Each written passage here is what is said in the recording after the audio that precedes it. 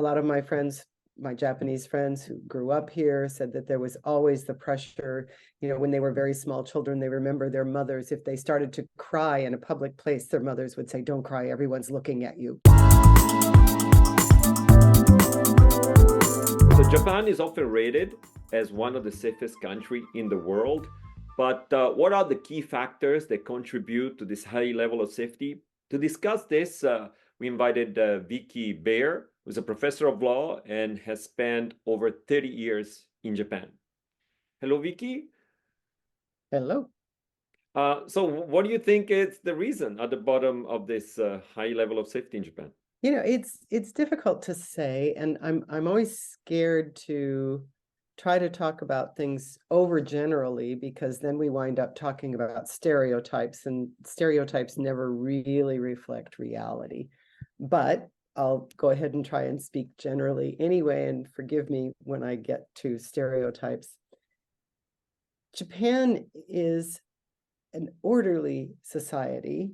In places like Tokyo, probably the crowding of the city has something to do with it. But I think even in rural areas, there is a social order that people observe and have always observed, or, for a very long time have observed. And that drives a lot of the orderliness of the society. And of course, when you have that orderliness, well, the Japanese say the nail that sticks out gets hammered down.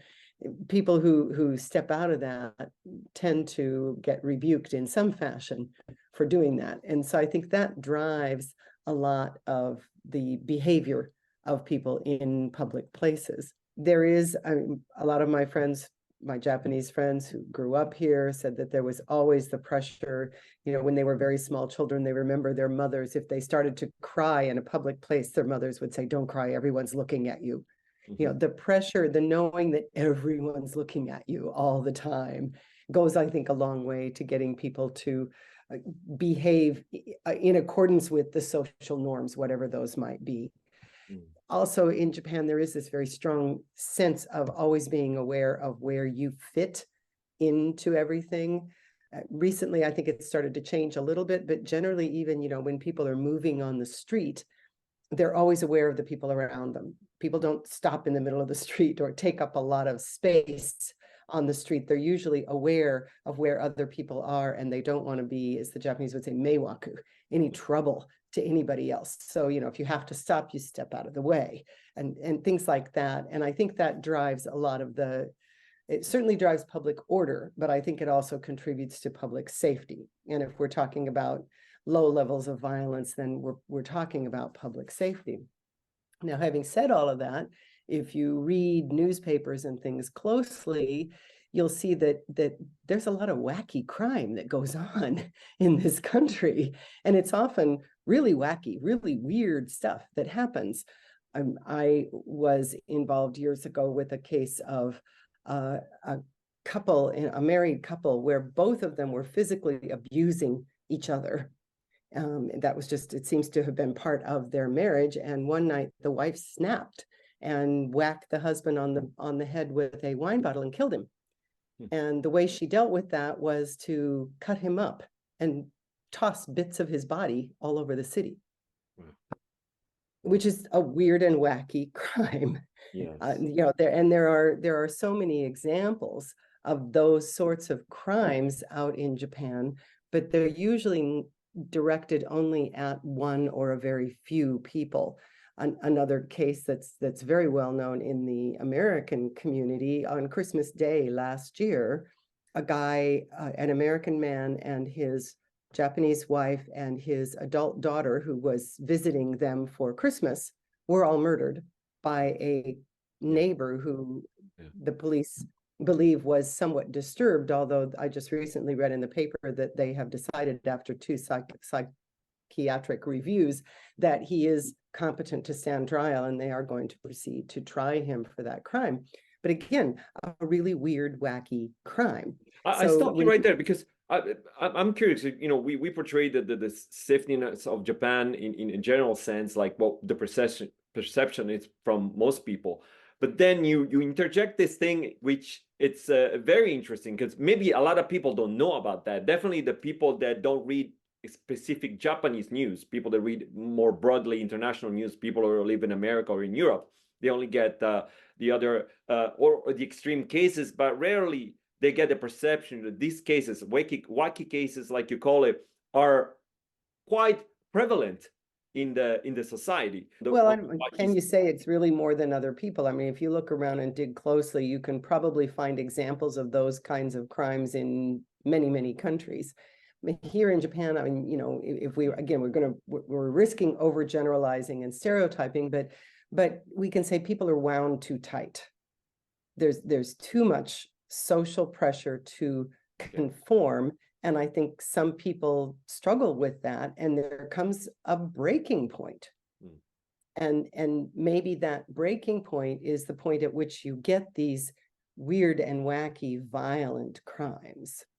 And I, you know, I don't know the answer to that, but it often seems to be that way, that the people who are involved in these things are rather disturbed. And you know, I mean, I don't know, I'm not a criminal law specialist, so I really can't say whether it isn't the case that a lot of people who commit crimes are disturbed in some fashion, but certainly, you know, these examples, we are talking about people that are kind of in a general sense, Japan is perceived as a very low crime base, but for a Japanese, if you look statistically, if you have a Japanese life as a Japanese would do, you have a much higher chance, especially if you're a male, to commit suicide.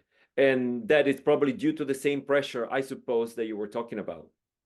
It could be. I mean, it's always hard to know what drives someone to take their own lives. And I'm not sure that, I don't believe that suicide is a crime here. And of course, here in Japan, in terms of religion, we don't really have the concept of sin, except among the very small percentage of Japanese who are Christians. So I don't think there's that either. And in fact, if we look back centuries in Japanese history, there is a certain nobility to taking your own life. In many, many contexts, suicide is an atonement. And by taking your own life, things are forgiven. I had occasion many years ago now to visit with a Japanese Supreme Court justice with some of my students, and one of my students was trying to be provocative and queried the justice about the fact that here in Japan, we still have the death penalty. And of course, I'm speaking with an American accent. I was born and raised in the United States. The United States also has the death penalty. But this student just wanted to try and be provocative. And the Supreme Court justice, it was quite an interesting answer that he gave, because he talked about the fact that in Japan, there is this high confidence in the criminal justice system that's recently come under a lot of criticism, but not back at this time.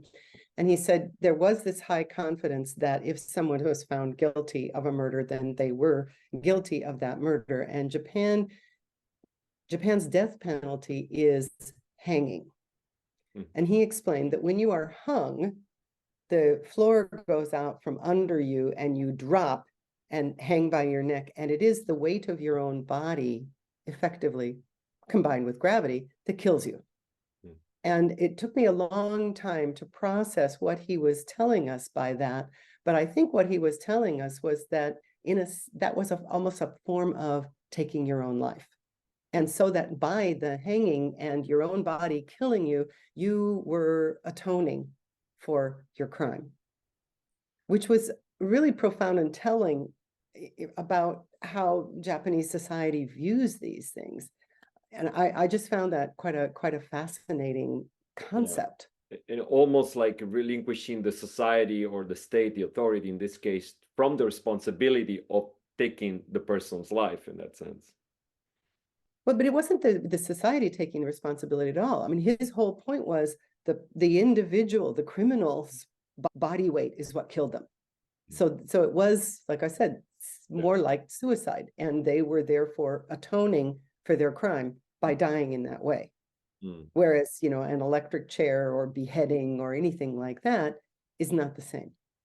You would think that even in modern Japan, somehow the the whole idea of committing suicide is still, I wouldn't say regarded as I mean, I know for a fact that it's regarded as one of the escape routes of somebody whose choices in life to him seems to be unbearable because lost his jobs or like divorce or any other choices.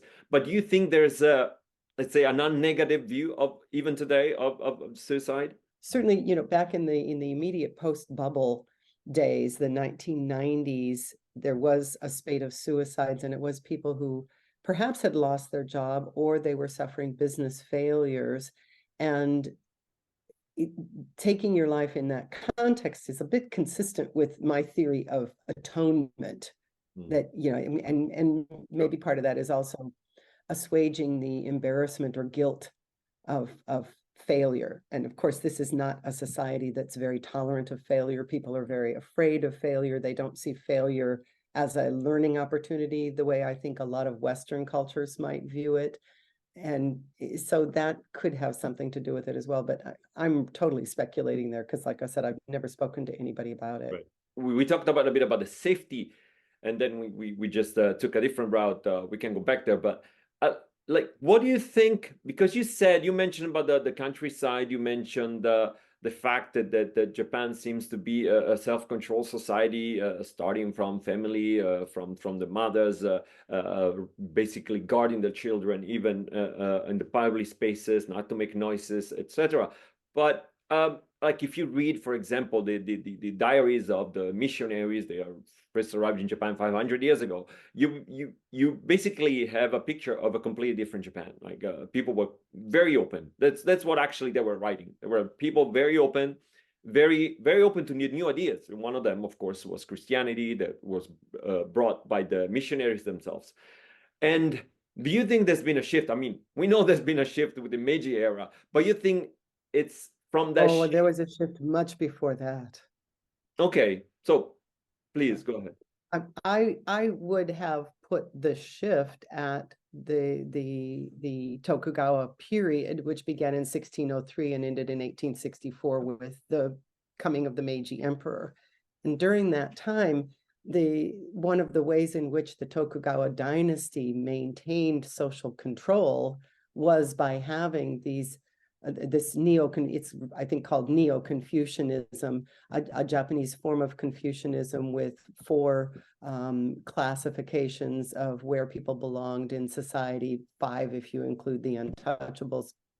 And there were just so many rules on social behavior at that time that were introduced and then reinforced over 2.5 centuries that I think they really became very, very ingrained in the culture. And now it's been, not quite 2 centuries that we haven't had that level of social control. But at the same time, I think, it was so ingrained that it's unraveling, or it's morphing into something different, is taking a long time. I mean, cultural change takes a long time. And, there was no real desire for any form of cultural change. I think Japan's seeing kind of more radical cultural change in the last 50 to 80 years with the introduction of more concepts of individualism and self. But during that Tokugawa time, there was that huge amount of pressure. Now, having said that, as you say, during the time immediately before that, the 15th century, I think it would have been, when Christianity was introduced into Japan, that the social order at that time was very different, and there was a lot of openness, perhaps especially down on the island of Kyushu, which has at that time I think had its own very distinctive culture, and really did embrace the introduction of Christianity, and that intellectual curiosity in the social order, I'm not sure that ever really went away. And I think it was that intellectual curiosity, the willingness to embrace new ideas, that would have, certainly led to the initial success of Christianity. But if you look at the closed period, the Tokugawa period in Japan's history, there was one port that was open to Chinese and Dutch ships, one Dutch ship a year initially, very strict, but there came by the late 18th century, I think, a desire for rangaku, Dutch learning. Yeah. Right. In Japan, there was a strong desire to know what they knew. And so that I think that innate curiosity was never disappeared. And you get another 100 years on toward the end of the Tokugawa period, when probably after 2.5 centuries, it had really just run its course. There were farm communities where the men were getting together regularly and meeting and talking about how government should be changed. And one of the things that came out in some late 20th century scholarship was discovering these draft constitutions for Japan to make the country a different kind of place. And these things were being drafted by farming communities, committees of men, sadly all men, but committees of men that were, oh, I've got an idea, let's put this in there. And they've started finding these things, like I said, at the end of the 20th century, in storehouses in these small out of the way communities. So when Japan, when the Emperor Meiji came in and the Tokugawa shogun recognized that this just couldn't go on anymore, and ceded authority back to the emperor, and we had to have a new constitution, people were ready for the idea. And, again, embraced it. There was a lot of social upheaval right at that time, but at the same time, they really were ready for something new.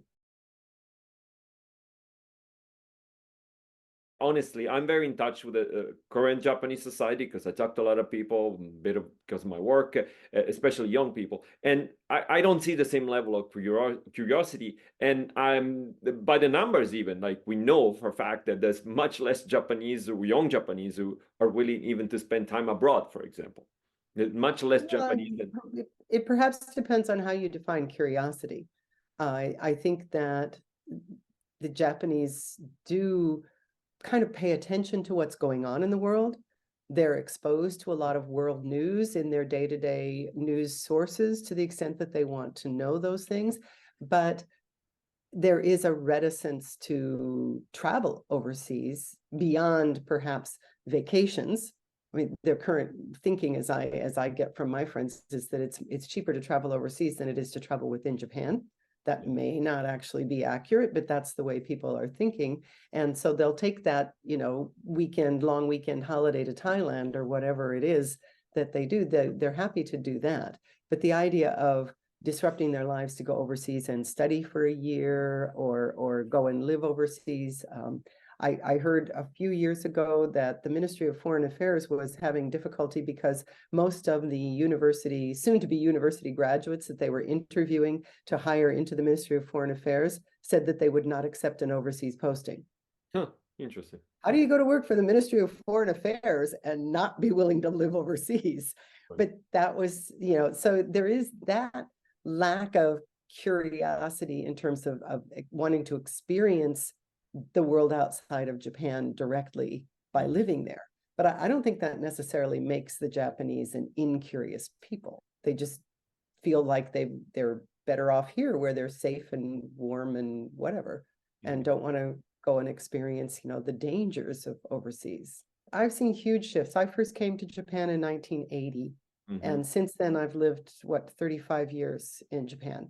And over that span of time, I've seen huge shifts in social behaviors and what is acceptable and in Japanese culture. But I can't say that I've seen it completely change. Some core fundamental principles are unmoved. And I think that's what I'm trying to say. But certainly in terms of social behaviors, the very first example I gave you of, the young child who starts to cry in a public place and their parents say, everybody's looking at you, don't do that. That parents don't do that today, right? They might have done that 60 years ago. They don't do that today, right? That has changed. Parenting has changed in profound ways, and family dynamics inside the home, to the extent that I've been in Japanese homes, has changed significantly from what it was even 40 odd years ago. So yeah, I think there are all kinds of changes. They're subtle and incremental, and I don't think it's possible to say that the basic the basics are really not that wildly changed, but it's loose things. For example, back in the 1980s, I was taught that if you buy a can of drink at a vending machine, you stand next to the vending machine and drink that drink. You do not walk down the street drinking a drink. Now you get on a train and see somebody popping open a can of beer. Right? Very different behaviors, but those are little behaviors. And yes, over time, they're going to drive changes in what constitutes decorum in this culture. But I think that they're not quite there yet. Well, I'm curious, why do you think then to go back to the safety aspect, because I assume even the 80s were pretty much a safety environment here in Japan, unless it wasn't so, I wish you would tell me, but what would you attribute to the fact that instead safetiness pretty much has been unchanged since that time? Well, I'm not sure that I'm prepared to say that it has changed. I mean, it is fundamentally, I think, still a safe place. But also, if we think back on how the world was in Japan in the 1980s, one thing that I think was relatively invisible in the society was the prevalence of violence against women. And people just didn't know about it. Right. Domestic violence went unreported. Japan, notwithstanding changes to the Constitution in 1947, or whenever it was the new Constitution came in, there was still a concept among the police that what went on in the family home was none of their business. And the advice that abused wives used to get was that, when he starts wailing on you, you run out the door into the street, you scream bloody murder, and you deny you've ever seen that man before. Because as soon as the police realize it's your husband, they will just say, go home and walk away. They will not help. Right. And that kind of violence against women, I think has always been there, but it's an unspoken thing. Women, historically have been invisible in every society. They're still somewhat invisible in this society, especially when it comes to those sorts of unpleasant things. I read a book a couple of years ago called Sexual Violence in the Law in Japan. And it was a very well-researched book by an Australian academic. And it was laying out the number of different cases where the woman might have had a very strong case for the sexual violence that she had suffered, but the judges were more inclined to believe the man and more sympathetic to the man. And basically the women who went to the police with these things became victims. And again, we see this in a lot of societies in one degree or another, but it seems to be particularly bad here. It's very difficult to get a conviction against a man for any kind of sexual violence here. You think even now? You think even now? Even now, you think so? Yeah, it's not as bad now, but I think it's still hard. But now, because I want to inquire about this, because now we've seen, honestly, just by looking at the news in general, you see a lot of these harassment cases, especially sexual harassment cases. As to my view, they really go beyond what would be a normal person would accept, or from a common sense point of view. For example, the simple fact, this has been told to me from a public worker in one of the major cities in Japan. I'm not going to name it, but he told me that, because I asked him, so do you go out with your coworkers? I said, yeah, there's many good-looking girls. He was telling me about that, many good-looking girls in his office, so to speak. And I was like, so, but you do, because he was single. It's like, so do you go out? So no, I can't even ask. Even if I ask if you have a boyfriend, that would be considered, like, she could legally claim that there was harassment from my part, and he would risk his job. This happened to me a few months ago. So this is not something that I read on the newspaper. This is something that was told to me from a guy who works in a public office. When I have taught I've done trainings in corporations on sexual harassment, and one of the mantras that I adopt is there is absolutely no business reason to have physical contact with any human being in your office. Just not. Right. right? I mean, as humans, maybe we want to reach out and touch someone, but if they're a business associate, there's no reason to be physical with them. And that's sometimes a little bit difficult to understand, although in this culture, I think, people are not that, they're becoming more physical. They now do. I see people readily hugging as opposed to just bowing at each other. But I mean, just asking not, if they're married or if they're yes, engaged with somebody. but asking if someone is married, you're basically violating their privacy.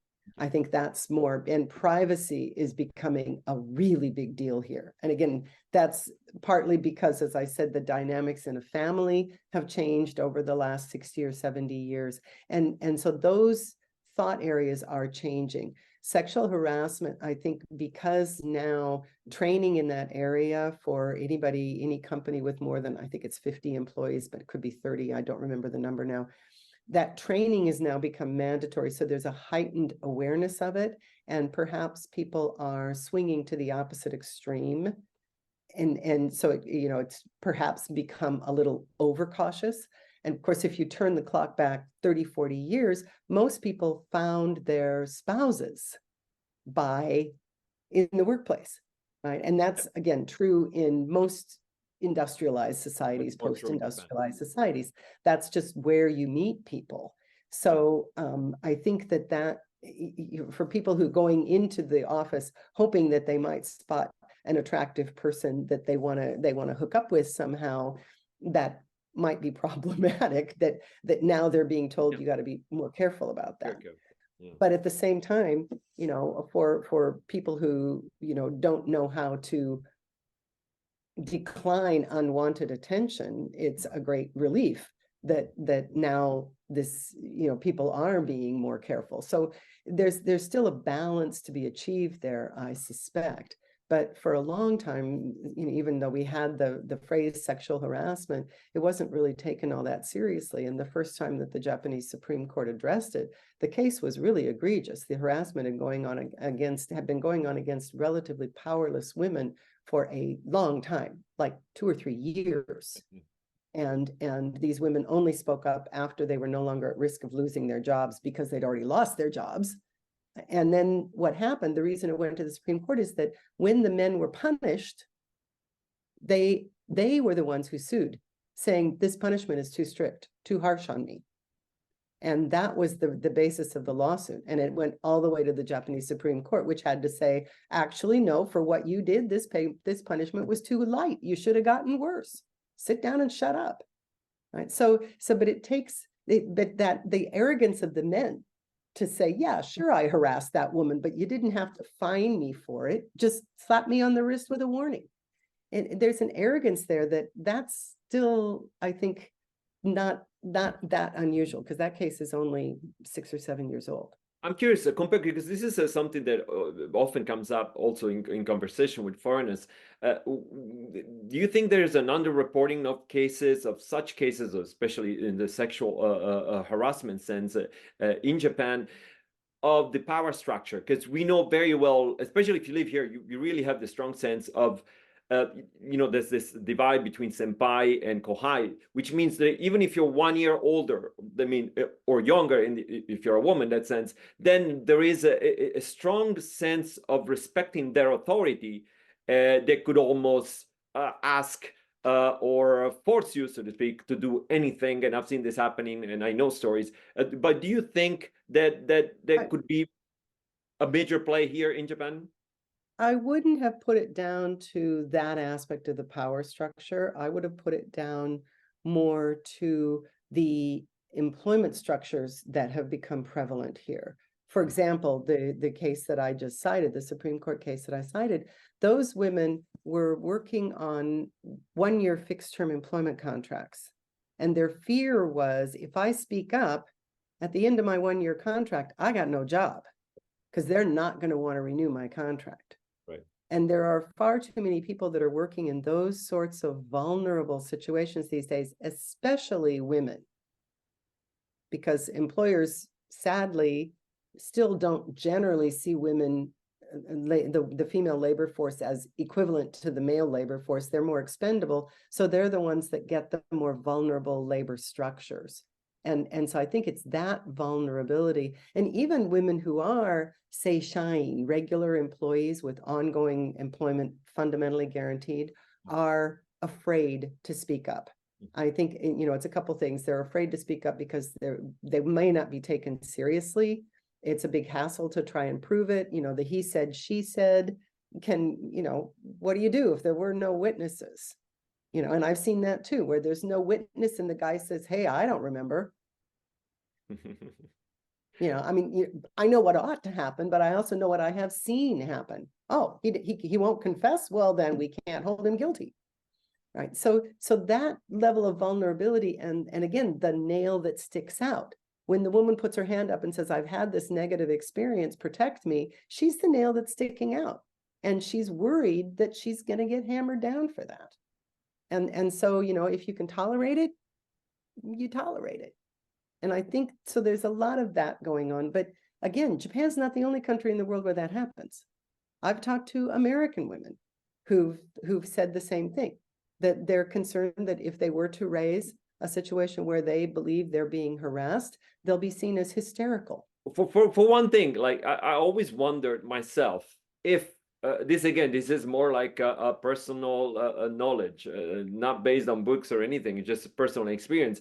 But I've realized that the sense of the karma, maybe you could better explain it to me. The sense of the karma is highly in touch with the Japanese people, in a sense that is going to the low crime rates.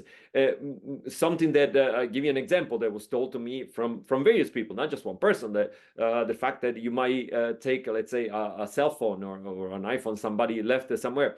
And take somebody else's property, they actually see that as something that not only that doesn't belong to you, but it brings you bad luck. That brings you something bad because you are appropriating of something that's not yours. So you don't even know who the property is. It could be somebody who has really bad heart, and that could influence all your life somehow.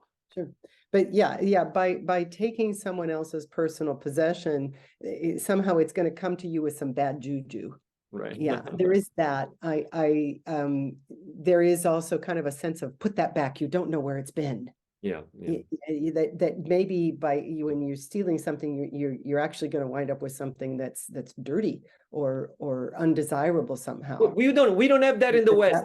Can you explain that? No, I don't believe we do. And among diehard thieves, even here in Japan, I don't think you have that. Yeah, sure. But petty theft, I don't think there is as much of that, possibly because of that social pressure. And I don't know whether that has something to do with Japan's particular religious background or some other social pressures. I know there is a law in Japan that's been on the books since the late 19th century, as I understand it, that basically if you find a lost object, you can't just pick it up and put it in your pocket and walk away with it. You have to turn it over to the police. And if you fail to do that, you have stolen that item. Right. Now, if you turn it over to the police and they cannot reunite it with its owner after X amount of time, you have a legal right to receive that, whatever it is, if you want it. So you can tell the police. You would be fined just for disregarding this object that it was left somewhere? Yeah, I find a handkerchief on the ground. A handkerchief maybe isn't a great example, but I find a handkerchief on the ground. It's not mine. I know it's not mine, but I can't see who dropped it. So I take that handkerchief to the local koban and I turn it in. And they say, we'll try to find who this belongs to. If we can't find who it belongs to, do you want it? And if I say, yeah, actually, it looks like a nice handkerchief, I can wash it and reuse it, they'll take down my name and details. And after X amount of time, 2 weeks or whatever the time is, they'll call me and say, nobody claimed it, it's yours. But if I saw who dropped, let's go back to the 10,000 yen bill, because that's something valuable. If I saw who dropped the 10,000 yen bill and I just picked it up and put it in my pocket, I've committed a crime, I've stolen. Okay. Right. My legal obligation is to either try and catch that person and give it back to them or take that money to the police. And if I don't do one of those two things, then I have committed a crime. Now, it's not a crime that is very often prosecuted because, again, you have to have witnesses to know that it happened. Sure. But it seems to have become so internalized in Japanese society Yeah. that most people you talk to don't even know this law is on the books, Is it but still? they know. What's that? Is it still on the books? Oh, yes, it exists. Oh, yes, absolutely. It's in the civil code. Yeah. But they know that, and they, learned it from their parents, their grandparents, whatever. They know that if they find a lost object on the street, they're supposed to do what they can to reunite it with its owner. I think that's one of the reasons why you often see like children's mittens draped across a guardrail. Right? They're not sitting on the street, they're up on the guardrail so that people who are looking can readily find it and it doesn't get trampled on or whatever. Sure. Right? I mean, the other way to behave is to take that child's mitten to Right. the police box. Right. But it's more likely somebody's going to retrace their steps and look for it, so that's how it gets dealt with. Right? But if you found a 10,000 yen bill or whatever, you'd take it to the local police box. And the nice side of that is that, I mean, I had a student one time who lost her wallet and she went to the police box and they said, oh yeah, here it is. Somebody turned it in.